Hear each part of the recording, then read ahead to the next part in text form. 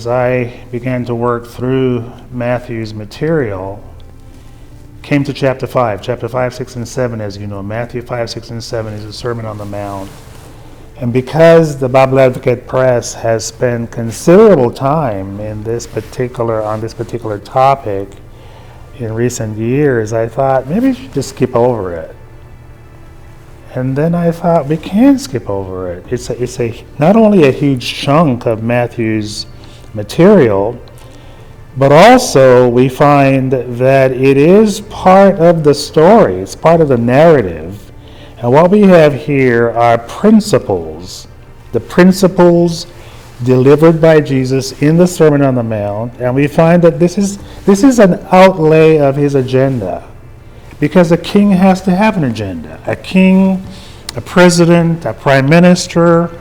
If you're a leader and you're going to lead people from point A to point B, that is an agenda. And that agenda has to be explained. That agenda has to be delivered in a way that people can understand. And so basically what you have in the Sermon on the Mount, it's kind of like it's the kingdom manifesto.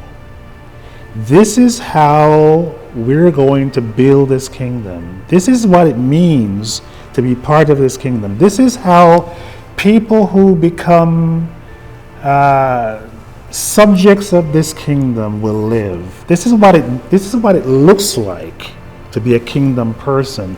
That's what we have in the Sermon on the Mount. And that's why it's so important to see this, because as we live our lives in today's world with political tribalism and cultural brokenness and just so much going on, we need to be reminded that there is a way to live. There is a way that Christians are to live.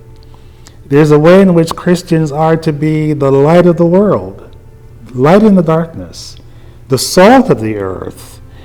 And we find those principles and those details in the Sermon on the Mount. It's critical for students of the Bible to understand that.